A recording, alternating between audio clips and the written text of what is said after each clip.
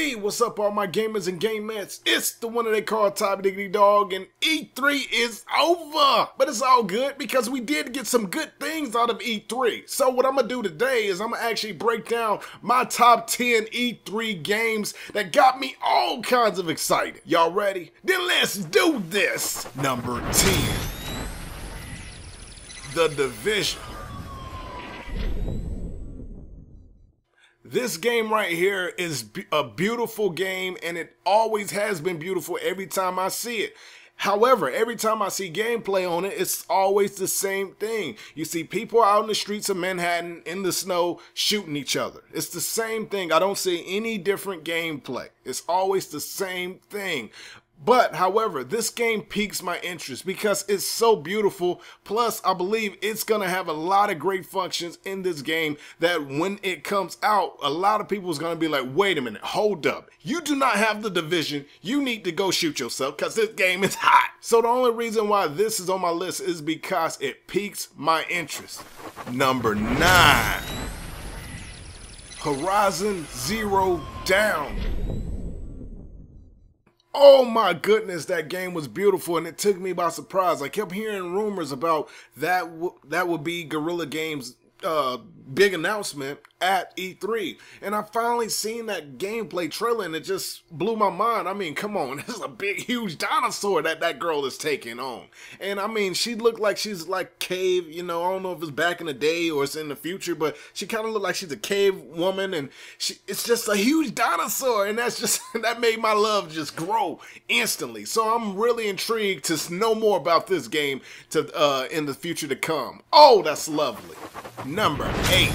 Now I have to give this one to The Last Guardian, because The Last Guardian is one of those games it's like most anticipated, because a lot of PlayStation owners remember when Sony got on the stage at E3 way back in the day when the PlayStation 3 was kind of newish and still hot, and they said, hey, check out this game, and a lot of people fell in love with it, man. They fell in love with this big dog wolf thing. You know, it reminded a lot of people of a game called Colossals, you know, so a lot of people fell in love. But the thing is, Sony kept delaying it, and a lot of people start hearing news about it, so, you know, everybody got a little, I don't know if it's gonna come out. So for Sony to get on stage and say, yeah, check it out, we got it, here go gameplay, plus it's coming out in 2016. That's big news. So I have to give it to The Last Guardian for number 8. Let's go. Number 7. Forza Motorsport 6.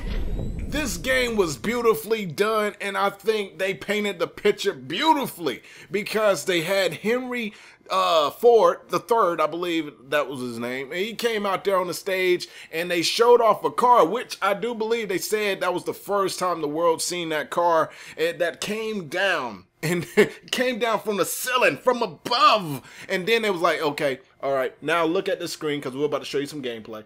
And it was awesome, and the graphics just, man, it was amazing. It's amazing. I believe on some of on the trailer it was snowing, you know, and you see how the windshield wiping the snow, and everything just looks so great, man. It was that's a beautiful game. Now, if I was to get an Xbox One, like me, I like my Gran Turismo, but if I was to get an Xbox One, I think I have to get my Forza too. But you know, I'm just saying. I'm just saying. Game was beautiful. But we're going to move on to number 6. Need for Speed. Do y'all have the Need for Speed? Do you have the Need for Speed? Because that game was hot. It was hot and popping, not stopping. The game was great. Oh my goodness. The customizations took me to the old days of Underground. I mean, I love how you can customize pretty much everything on your car. It looks amazing. Number 1, let me say that. It's beautiful. It's beautiful. It's a beautiful game. Number 2, the story, they didn't really talk too much about the story, but it looks like it's gonna have one. It's not gonna be like Rivals where it's just okay, throw you in there, cops. Are you on the cop side or are you a racer? Which one are you? And, you know, which I respect because I don't want to go back to that. But it looks like it's gonna have more of a story. I believe they did say the characters in this story, because it was silhouette that they showed. It was silhouettes, and they said one of the guys in the interview said That's actually going to be some people. If you know street racing, you're going to know these people. You know, he probably was talking off the mental, but I think he was trying to talk about real people. So we'll see, you know, but right now they're silhouettes. But the drift camera, you know, some people saying, oh, that drift camera is getting me sick. I'm going to have to turn that off. And people, it is an option. He said you can turn it off if you know, if you don't like it. If you like it, you can keep it on. But I know I'm going to be drifting all day. Hey, what's up, cops? Excuse me, you know. So I can't wait for that game neither, man. I can't wait to see more gameplay on it. I can't wait to hear more about it. It just looks so great, and it takes me. Instantly when I seen it, I was like, oh my goodness, Underground is back. Underground, my goodness, is back. So I have to say, I can't wait for this game, and I'm just so excited right now. Number 5. This one's going to have to go to the Rise of the Tomb Raider, because I'm going to tell you one thing. That game is always beautiful, for number one. It looked great with the remakes that they made. Well, not the remakes, the remasters that they did for the PS4 and the Xbox One. But it always looked good when it was on the PS3 and the 360. Don't forget that. It just looked better when they made it for the PS4 and the Xbox One.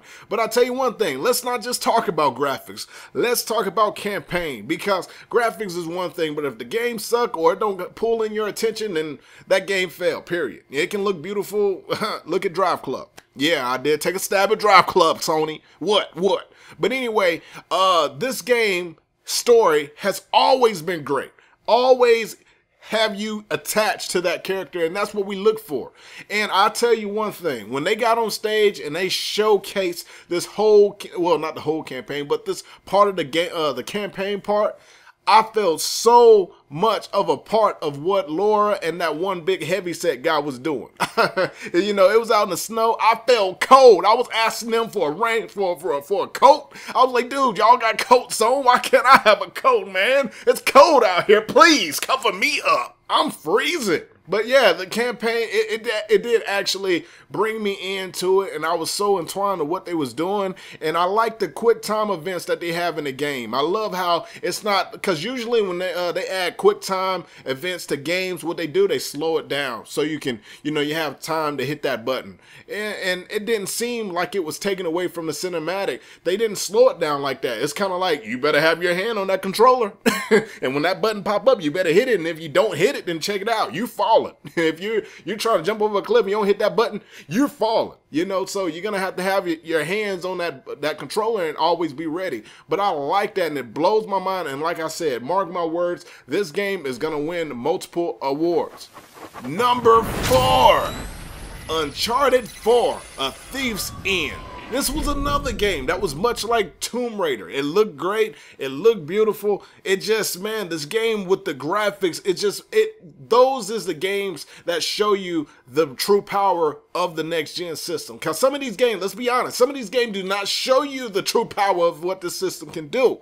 And I tell you one thing, even with these games like Laura and Uncharted, they're gonna look so much better in the future when people finally find out how to really get the power out of the PS4 and the Xbox One. So you got to keep that in mind. But however, Uncharted, the gameplay, the scenes was great. I love the campaign. It also was another game that drew me in to, like, I'm in the Humvee with him and the guy trying to get away from that one vehicle. It's another game that's gonna be pretty cool. If you like them action adventure games, you're gonna want to get this, want to go grab it, and you want to go create some chaos. But yeah, the gameplay was great. Not to mention the 30 seconds that the guy had to run and go get the controller, because Nathan was just standing there like, I guess I ain't going nowhere. I'm just going to be looking at the scenery. So the guy had to run backstage, grab the controller, and come back. They had to restart the whole thing over again. And, you know, that's when we got into it. But yeah, the game is going to be great, people. It's going to be another game that's going to win some awards, definitely. Number 3, Gears of War 4. Yes, Gears of War 4. I had a feeling this was coming, people. I had a feeling because a remaster. I did hear in the past that they had another team to work on future Gears, you know, but that kind of died down, so you didn't hear about it last year. You know, it was just going on and it's been silent. But this remaster came up, and I said, hey man, who knows? They might actually announce the new Gears, and bam. You know, and he did it such great, man. He played it off so well. He came out there, he talked about the remaster versions of the old Gears of War, and then he was about to leave the stage, and he was like, man, I forgot.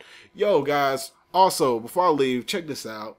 And he showed the gameplay of the actual Gears of War 4, and I'm a big Gears of War fan. If y'all didn't know, I always have loved Gears of War. I always will love Gears of War. I don't know if it's the gore. I don't know if it's the violence, but I love Gears of War, man. So the Xbox now actually have a game that I'm very, very excited for, and I might get one because I like Gears of War. And to see them big monsters coming on, and I thought that monster that appeared on the roof was going to be a boss until I seen multiple of them. And I was like, dude, y'all going to get in that church. I know y'all going to go in that church because y'all can't fight those. But to see that guy just running around chainsawing these things and shooting them with a shotgun like it ain't nothing, I'm like, man, I can't imagine how big, how massive these bosses for this game is going to be. So I'm very intrigued to see that battle.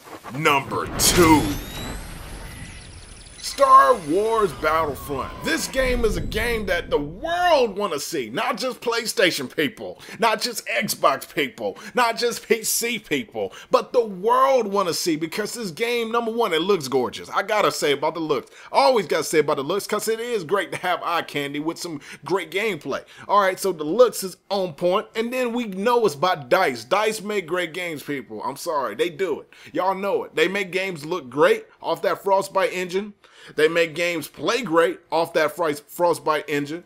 And being that it's Star Wars, and you're going to have people that's going to play this that's not even Star Wars fans, but they're going to love it. Because this game, you can do multiple things. If you like Battlefield, it's going to have that Battlefield feel to it. But at the same time, you're going to have that Star Wars feel to it. And to think that you could play as Darth Vader and some more of these characters, man, it's insane. It's just crazy. But I was talking to my friend about this, and he was like, hey, but they didn't tell you how you can play as Darth Vader or some of these characters. It might be like a kill streak. And I'm like, oh man, I didn't think of that. I did not think about that. But that it could be. Who knows, you know, because, you know, if everybody could play as Darth Vader, everybody would play as Darth Vader. Come on, let's be real. But that's another game I'm very excited to look for. I mean, forget your Call of Duty Black Ops 3. Forget anything else. I'm going to be playing that. If you want to talk shooters, I will be playing that. Number 1, Final Fantasy Remake has been announced. And that really made the whole world just stop, man. The whole world just went, what? What do you say? You know, it's crazy because that's what we've been wanting for a long time. All the Final Fantasy fans, we've been wanting that for a while. And Square Enix, when they announced that really did make the world just take a breath and actually bow to them now. Like, not going, hey, Square Enix, what are y'all doing with these new Final Fantasies? Y'all are messing it up. You know, we are now bowing, going, y'all have y'all heads right. I don't know if y'all hit y'all head on the wall, but you got it in the right direction now. You're good now, because we want to see this Final Fantasy VII Remake, because we know they can make it look like Advent Children. They can make it look like it, and they can make it play great. Don't give me these, please don't mess up the battle system though. I do not want this. We're just running around open world in a free roam and we're slicing a dragon or whatever in front of me and my enemy. No, I still want the old battle mechanics. You can make it look good, but still with the old battle mechanics, because that's what me and I know a lot of these old fans know and love. But guys, that was my top 10 list of games that I loved and I really enjoyed seeing at E3. Please, in the comments below, let me know what y'all thought. What was your top list? Please list it in the comments below. I want to know. And don't forget to give this video a like and help a brother out, and subscribe if you haven't subscribed. It's the one they call Top Diggity Dog. I'm out. Doses.